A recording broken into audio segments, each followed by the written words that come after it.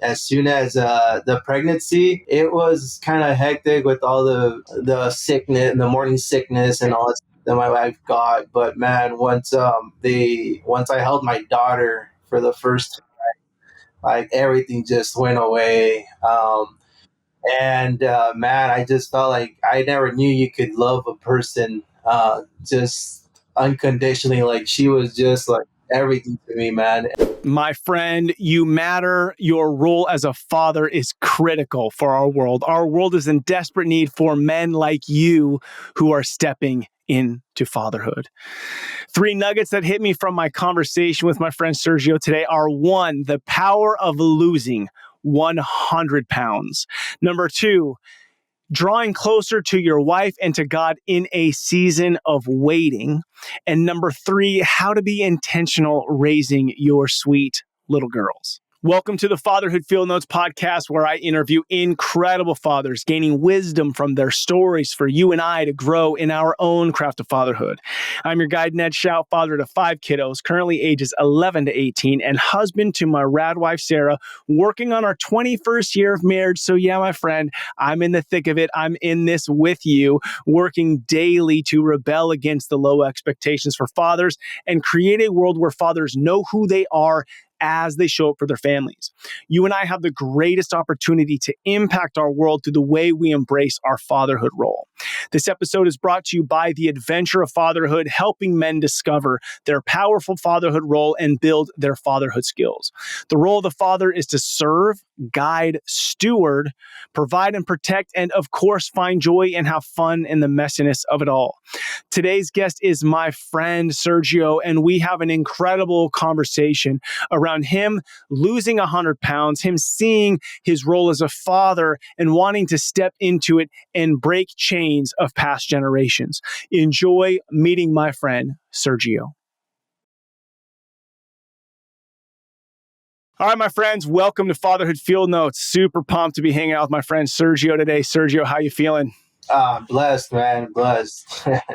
Dude, I've been excited to talk fatherhood with you. First question right out the gate is, how old do you find yourself today? I am 33, going to be 34. Dang, 33, going to be 34. And do you feel 33?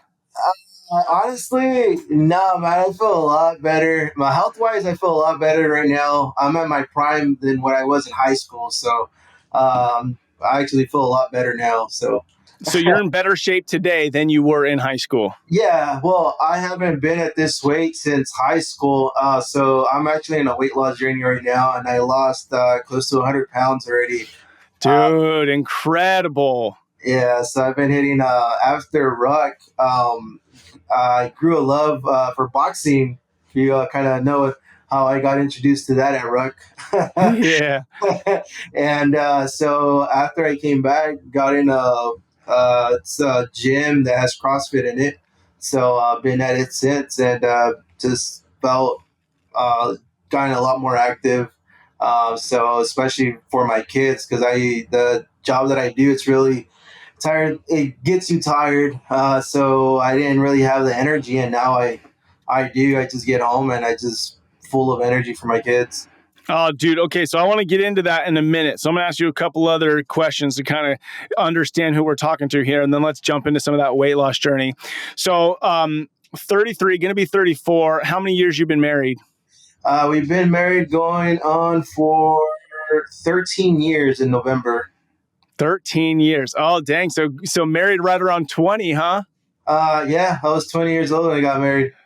Dude, that's so sick. Yeah, I got married. I turned 21 and 6 days later we got married. And it's funny. So how do you feel today when you see like a 21-year-old human being? Are you like, I was a baby when I got married?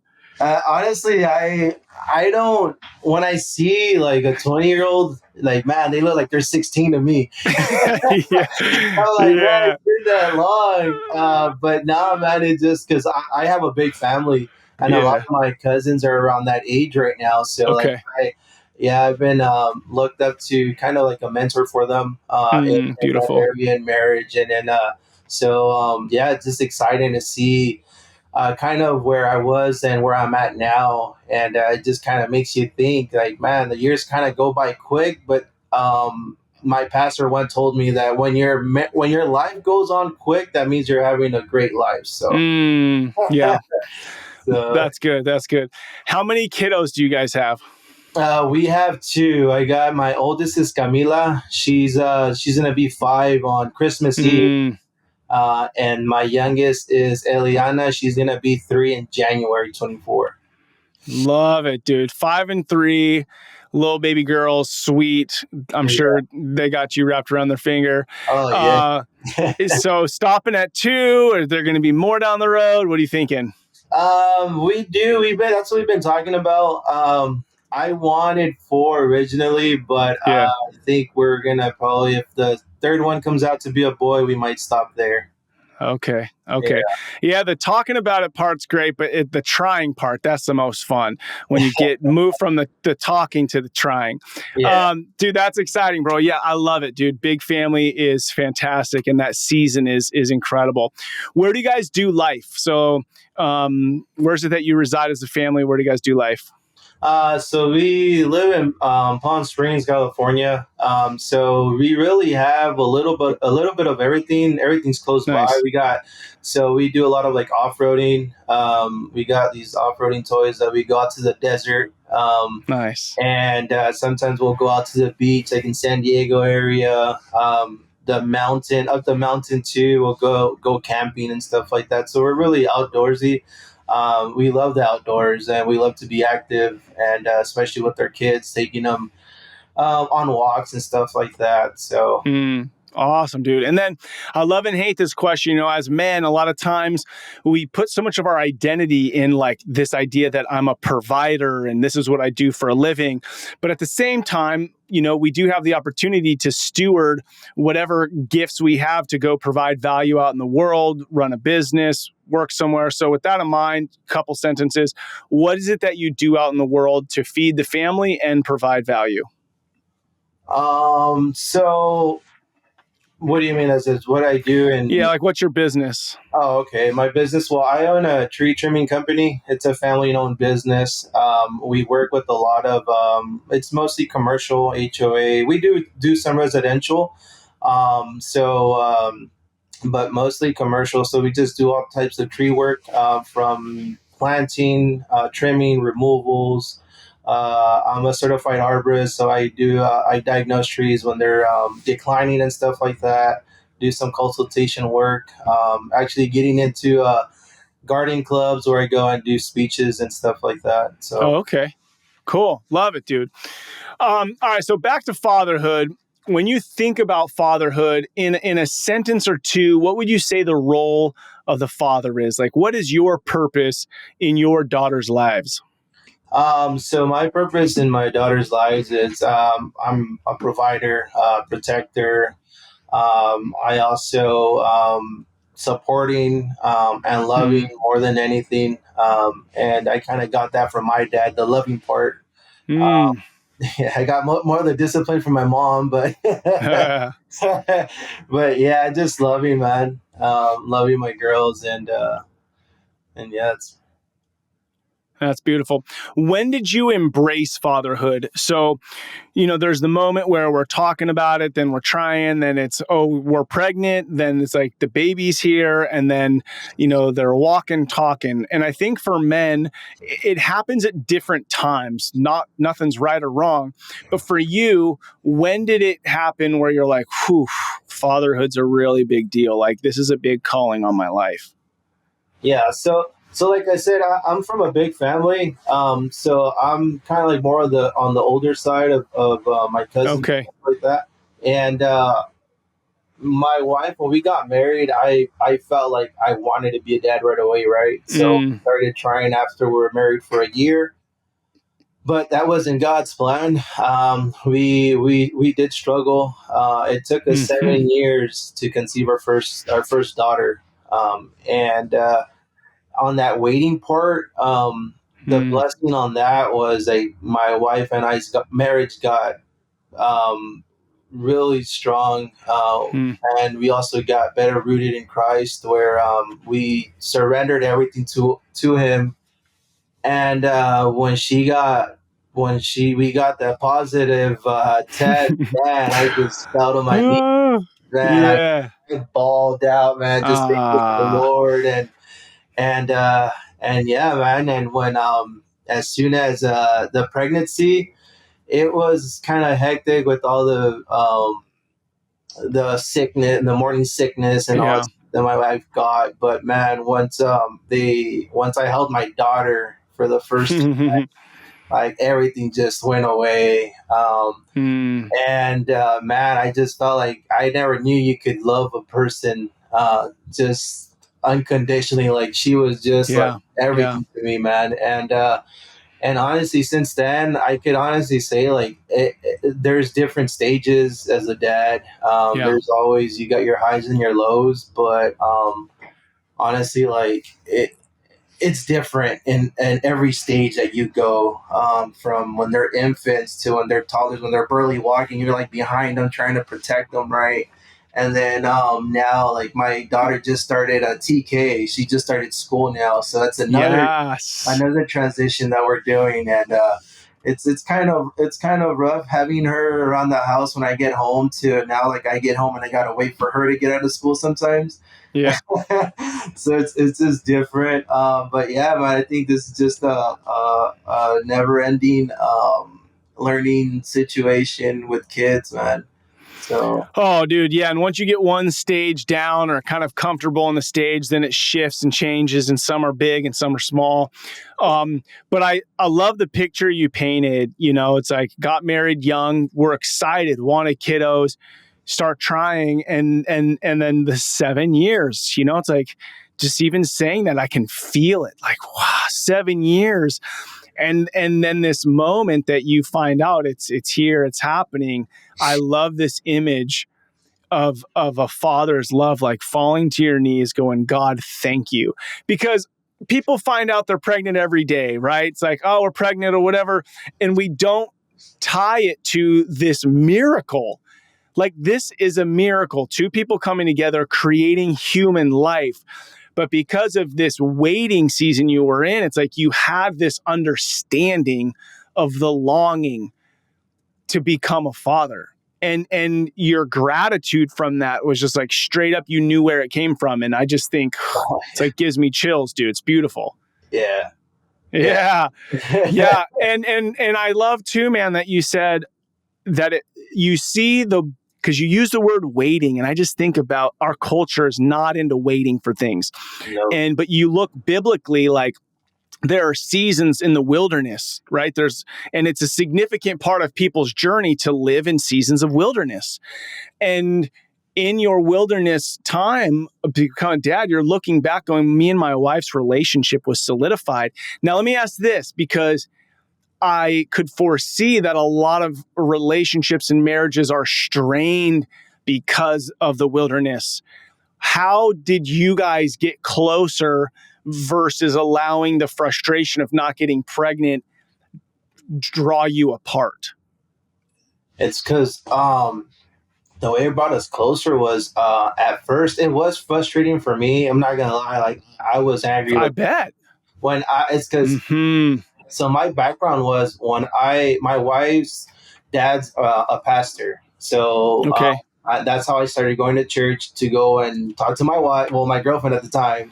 So that's how I got introduced to the church, right? So, but I was serving, my wife and I, we were serving with the youth. She was the youth leader at the time, Mm. so we were doing these child events, kid days that we would call them, and we would have like fundraisers. I'd be the one running it, my wife and I. Mm. So we were always involved with the church. Yeah.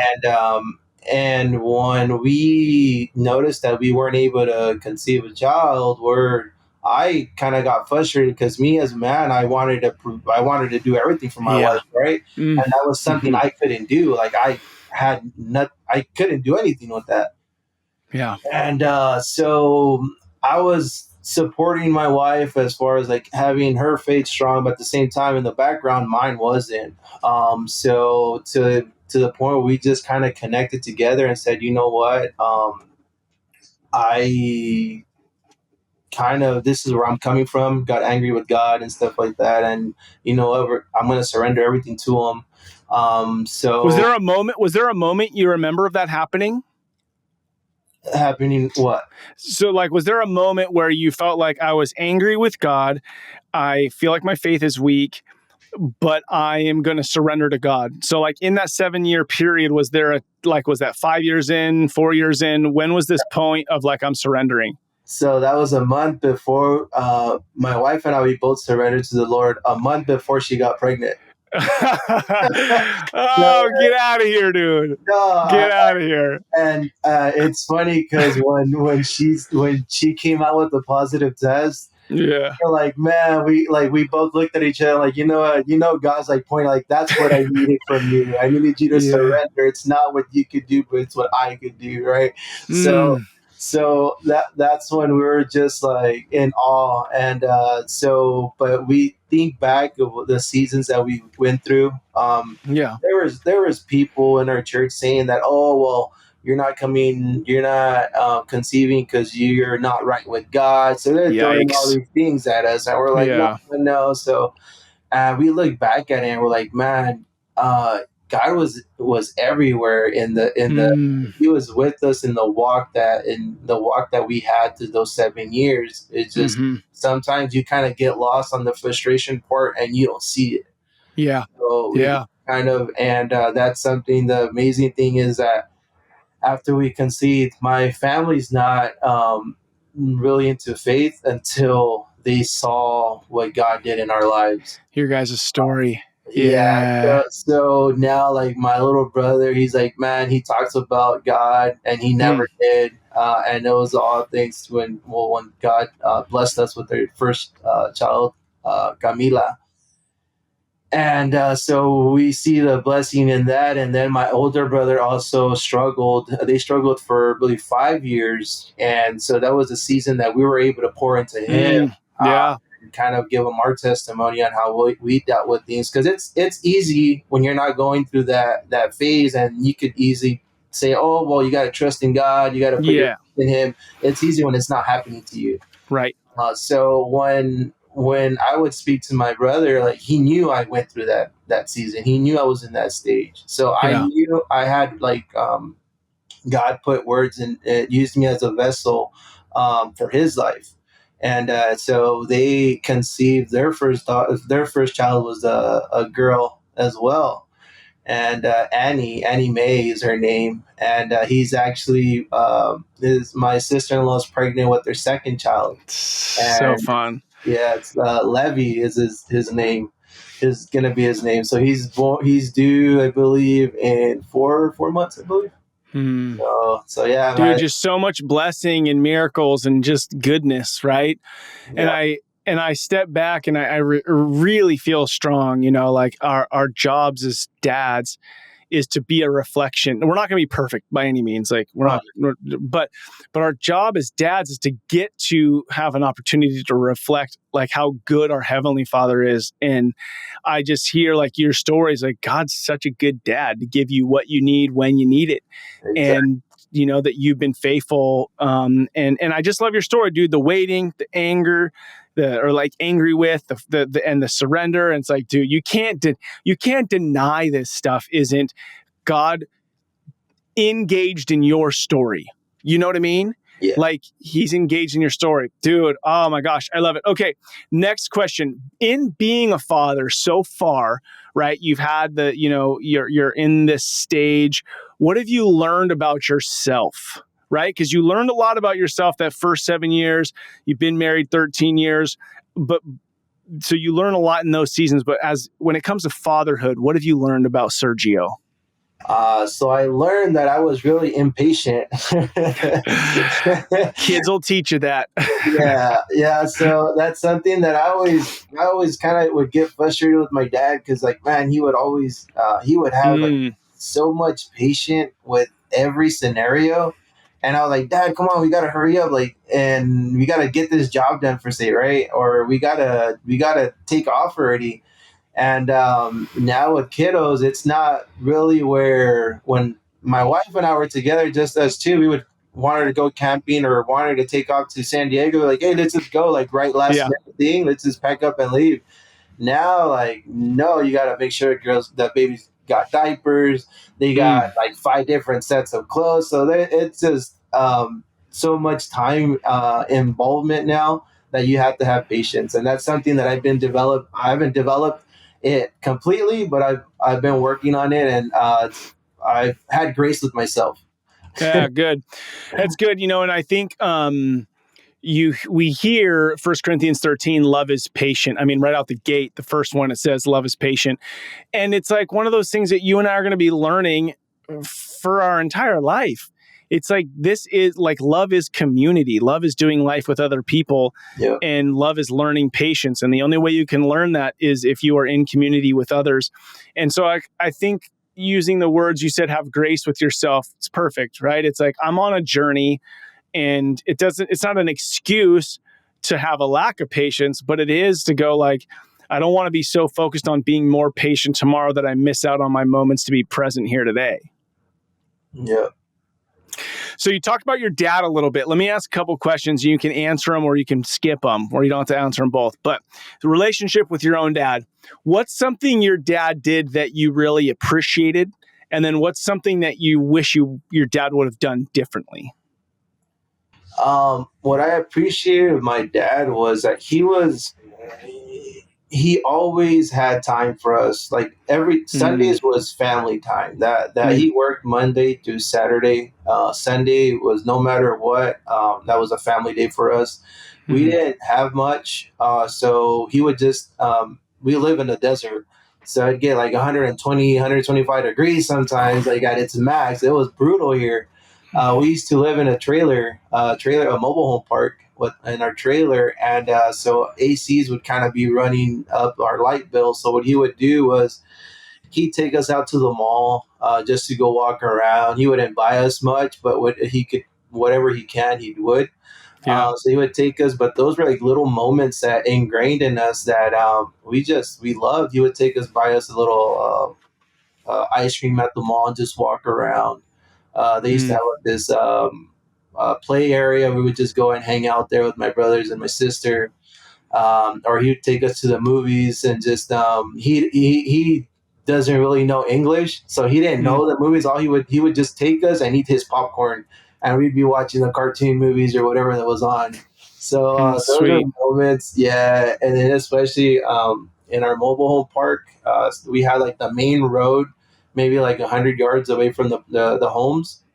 When we would see him drive in with his old Ford pickup truck, we would run to him and he'd stop at the entrance, and then he would always let me get on his lap and drive the truck. Mm, So I'd steer the truck into the trailer park. So my dad always spent like mm, quality time with us. That's something yeah. that I'm so grateful for. And honestly, different was I can't really think of anything. Wow. My dad's always been really supporting of us in any decision we made. He would just tell us that every decision we made, just to go at it 100%.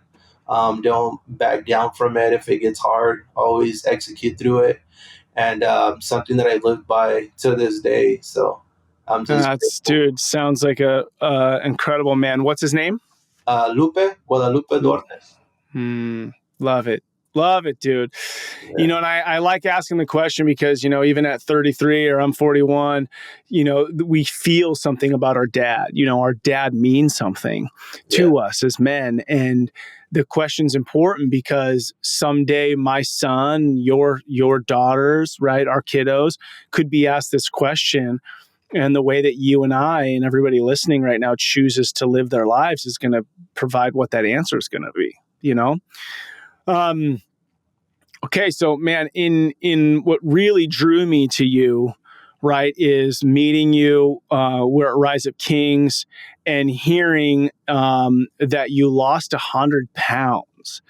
Like, bro, that's no joke. That is serious. You know what I mean? And then the reasons behind it. So I would love because it's big, man. I work with people in fitness, and eating is such an addiction, right? And as you know, like, you're going to lose 100 pounds. It's food. Food is what we're talking about here. Um, so what did you weigh? Why did you want to change it, and how did you change it? So my highest weight was 295. Okay. 295, 297, I'm sorry. 297 was my highest weight. And I have an older brother. He's 3 years older than me. And when I had my first daughter, my brother had already had two heart attacks. And Whoa. and the thing is, like, in my family, diabetes runs through. Like, my parents have that, or are diabetic. My grandparents were diabetic. I got aunts and uncles that are diabetic, and it's I've seen the yeah, just the stress on the body, on their families through because of Yeah. that. Yeah. And I was like, I can't. When I had my daughter, I told my wife, like, I can't put my daughter through this. I'm not gonna do it, and Yeah. especially my wife. So when I got to that was my heaviest, and I told my wife, you know what, there's gonna have to be a change. And all we did, we just started eating portion size, portion control, pretty much. Because Mm, what I would do is my work was I wouldn't eat breakfast. My lunch was something just kind of quick, but when I would get home, I'd eat like 2 3 servings of at dinner, and my dinner would be like at 8 9 in the mm, evening. So I'd literally eat, do some work, and then knock out by 11. So I'd kind of go to sleep full. And I always thought that, oh, well, I'm not eating that much, but yeah, that was kind of like something that's not a right way of eating. yeah. So my wife and I had a talk, and she joined me on this journey. Wow. That's special too. You guys are Yeah. tight. How old are you when you decided this? So you're a 5-year-old. So you're like 28, 29, or was it later? No, it's around 28 years old. Okay. Yeah, it was around that age. My wife and I just said, you know what, we're gonna start eating different. We just started eating. We also started eating a lot more like fish, tilapia, and stuff like that. Mm-hmm. So we got this nutritionist that showed us how to eat, because we didn't. My family, Yeah. we eat a lot, so we never knew. We didn't learn this stuff in school or anything. Yeah. Yeah. So we went to a nutritionist, and she showed us how to eat right, how to eat portion control, also about drinking your water, your gallon of water a day, and stuff like that. So we started doing that, and man, our weight just started shredding off. So then I started going to the gym, because we kind of hit a plateau where we stopped losing weight, Mm, and it started kind of like getting we weren't it was kind of getting in we weren't encouraged enough, I guess. It was kind of like being a little stressed that we were still doing all these things, and our weight wasn't right. shutting off. So we Yeah. tried something different. So we started just running and stuff like that. And so it's been like a 2 3 like a 4 year journey that we've been on. And That's incredible. And when did you when did you hit the like 197? Right? what When did you hit that I lost 100 pounds? That was starting this year in January. In January, it was probably like towards the end of January, because I got two of my best friends. They actually started doing this weight loss journey as well, and they started with it was a 21-day fast that they were doing.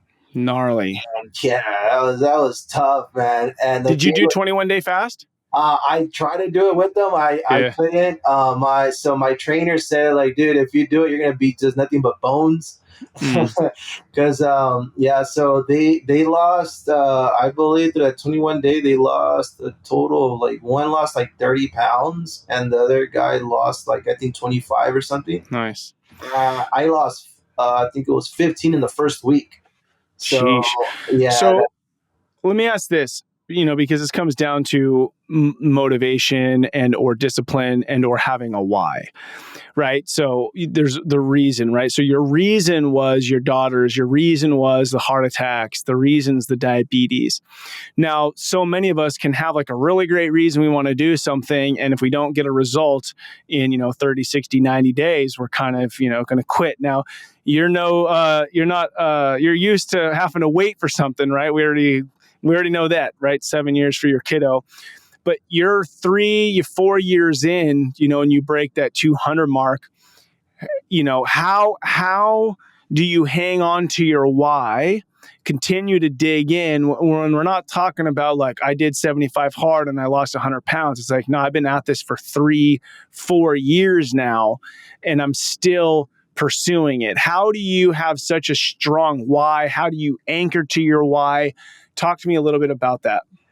Yeah, it's because, well, I know how it felt when I was weighing 297 pounds. Yeah.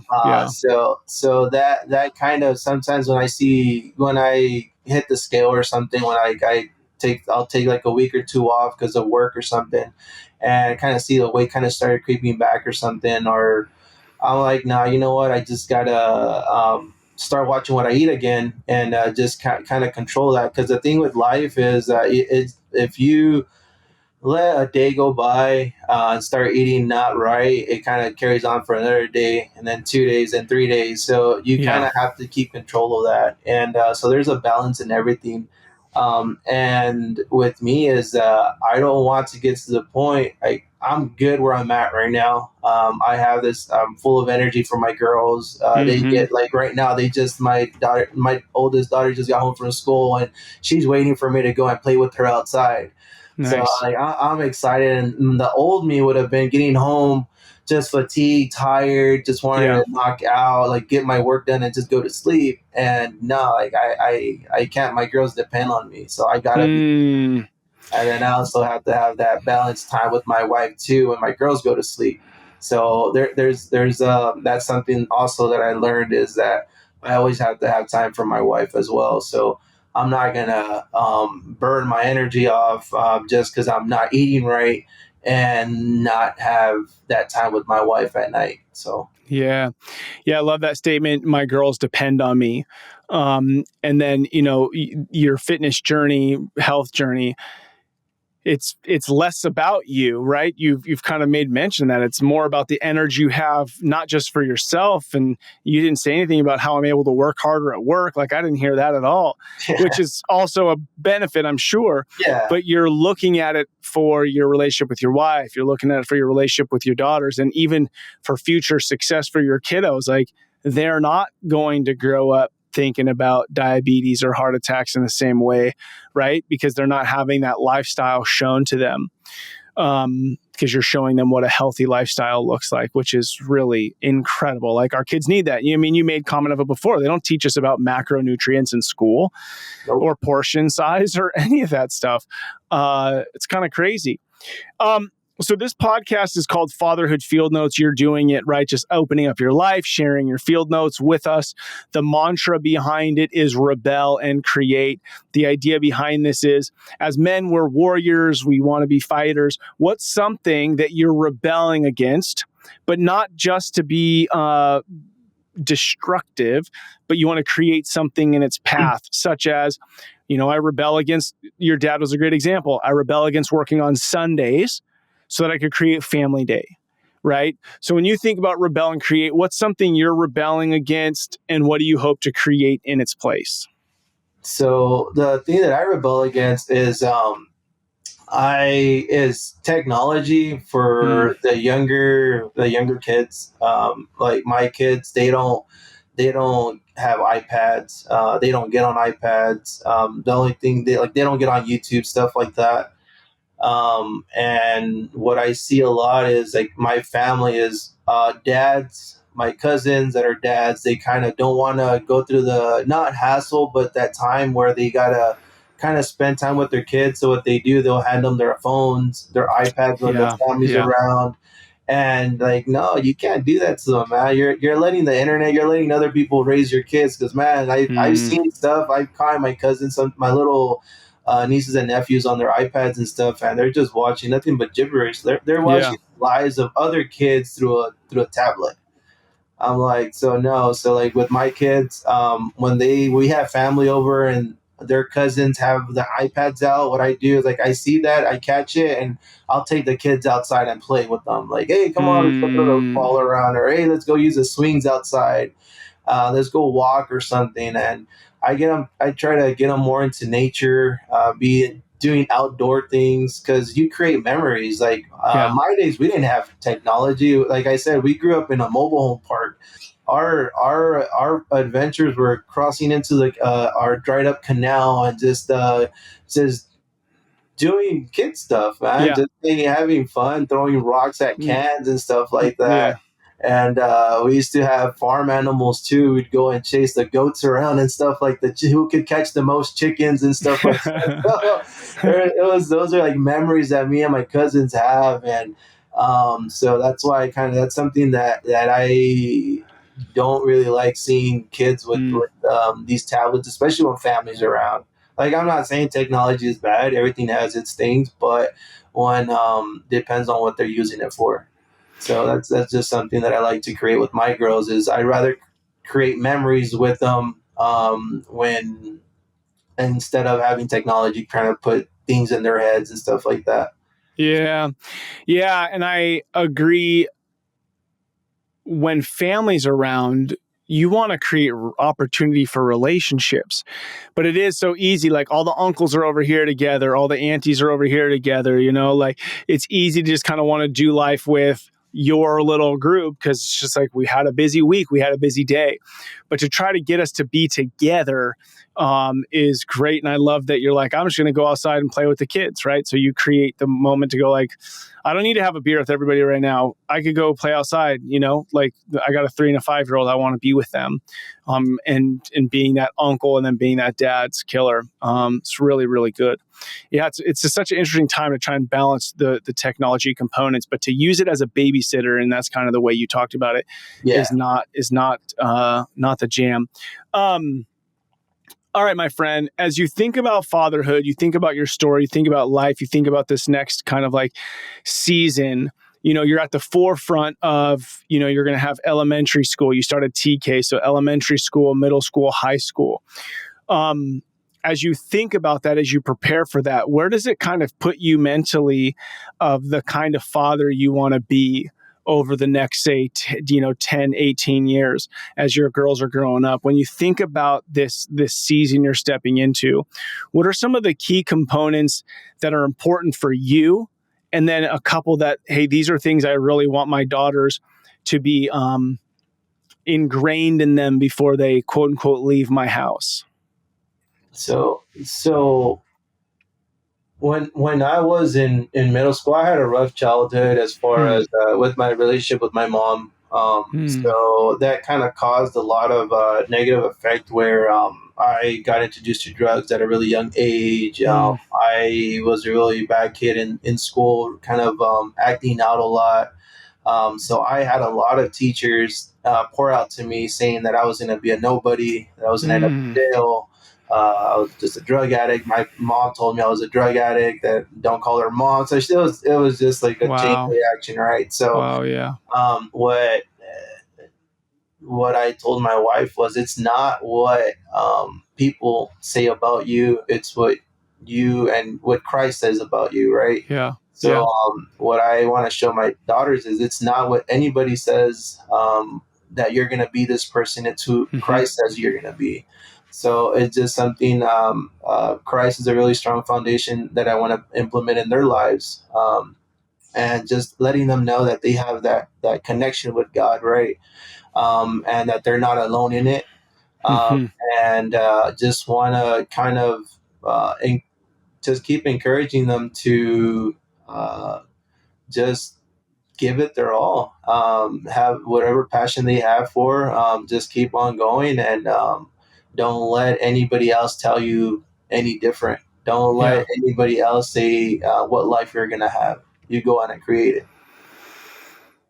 Yeah. And as you say that, I think about the way that like your role in that is the way you speak to them, right? And I mean, clearly the way you're talking to me, I already know that that happens. But I've been thinking about it more lately. So my friend of mine, guy I met recently, he wrote a book about blessing your children. His name's Craig Hill, and it's great. But this idea that as fathers we get to bless our children. Now, I haven't studied it enough, but you look at the Jewish community; they have Shabbat on Fridays, and my understanding is that Shabbat at the end, sometime the father prays a blessing over each child, similar to like speaking life into them. And so you think of if every week, like on a Sabbath or every week, you have a family dinner, and you were to pray or say a blessing over your child, you are then affirming and confirming who they are, their identity, right? And so much of our identity comes from our fathers. So like you and I have a massive opportunity to help our sons and daughters know who they are. And a way is to create a rhythm of us saying it, and I've been doing this for a while from the movie The Help. From the movie The Help, the lady who babysat the little girl, she would always say, "You're kind, you're smart, you're beautiful," like something like that. So typically when I wake my girls up and my son, I will do something like that. So this morning I went and woke up Stella and I'm like, "You're creative, you're great at art." Like as I'm waking her up, I'm saying things that are true about her. Then I went over and woke Presley up. They share a room, said these things. So anyways, dude, I could go on, but are you and I finding opportunities, and dudes listening, pay attention to the words we say to our kids, because so much as fathers, we feel like we're the disciplinary. We feel like we come in and mama's tired from the day, so we're like laying down the law. Are most of our interactions about what our kids should be doing? Or are we also balancing that or doing more of "You're awesome, you're rad, you're creative, you're fun, you're whatever," right? Affirming that identity so that when, like Sergio, you're talking about, when they're out in the world and some knucklehead says X, Y, or Z, it's like, no, that's not who I am. My dad said I am. Boom. Yep. Sorry, that was a long rant. Um, No, and it's funny because so you say you do it in the morning with your kiddos. So I yeah. do the same thing when I get home from work. I pour out to my girls. That's Mm. something my wife says, like, "Oh, I love that about you." That I'm really Uh, like my girls. I tell them you're beautiful. mhm. Like sometimes they start playing with makeup, and I tell them, "Okay, makeup is just to look professional. It's not to be beautiful. You're beautiful without it." Mm. And It's a so good distinction. I like that. yeah, yeah, because a lot of girls, they tend to think like, "Oh, I need makeup to be beautiful." I'm like, "No, Right. you don't. Like, you're No. beautiful. God made you perfect." So that's something that I really ingrain in my two girls. I tell them they're creative, they're Mm. smart, they're beautiful. I always speak. That's something that I really strong on That's making so good. sure that I speak those encouraging words to them, because like you said, someone else, if you don't, someone else could come and tell them something negative about them, and they Yep. might believe it. Yep. And so that's something, like, even every night I pray for them and I tell them, like, "You're beautiful, God made you perfect, Mm. you're courageous," and all these things, like those little words. Yeah, a lot of people might think like, "Oh, it's just some words or something you're telling your kids," but no, you're ingraining life. Powerful. Yep. Powerful. Words are heavy. Words mean something, and we want to pretend like they don't. Dude, I love that you do that. It's incredible. It's incredible the way you show up as a husband, as a father, as a business leader. Sergio, anything I didn't ask you, anything we didn't touch on before we wrap it up? No, man, no, not that it comes to mind. Dude, I love it. So good. Dude, the work you're doing is incredible. The work you've done on yourself so that you could show up well for your family. Just your smile, dude, when you're talking about your girls is incredible. So last question for you is a legacy question. So imagine say 30 years from now. Okay, 30 years from now, your girls will be right about your age you are today. If in 30 years you are standing in a street peering into the homes of your daughters, what is it that you want to see that's going to put a smile on your face, a tear in your eye, going, I showed up. I did my job. I showed up. What would you see playing out in that house? Just them not accepting what people tell them they are, if not what they're encouraged and to do on their own. To be just the person God created them to be, and just loving one another, being humbled. So, and that honestly, that's just something that I already see in my girls. They just love, man. They're full of love with everything. Mm, They capture anybody that they talk to. They're actually our conversation starters at the market. that's So, so good. and just yeah, man, just them being themselves. Yeah, love it. Love it. Sergio, dude, thank you, brother. Appreciate you. Much love to you and your family. And I look forward to our paths crossing again in the future. For sure, man. Looking forward to it. All right, until next time. What another incredible conversation. I mean, the moment he told me about the surrendering and the waiting in the wilderness and that they found out they were having their first child, I mean, overcome with joy, overcome with joy. And this feeling of like, life is real, life matters. I mean, guys, our opportunity as fathers to have impact is so significant. It's so significant. Now, I want to encourage you. There's so many men out there that are fathers who are waking up like you, me, and Sergio to love our families well. And we don't get a pat on the back very often saying, hey, great job. I see you. I notice you. And this is one of the things I love about the podcast I'm doing is I'm not out trying to just find, the famous people to be on the show. It's just everyday people like you and me. And so the thing is we have to encourage and invite each other. And so my request to you is that you shoot a friend a text and say, dude, I see you as a father. You're a great dad. And just do that. I'm super happy with that. If you want to share this podcast with them, I would love it if you said, hey, check out this podcast as well. Think of a dude who could use some encouragement. Lastly is write a review. If you haven't already, please write a review. Help spread the word that fatherhood matters.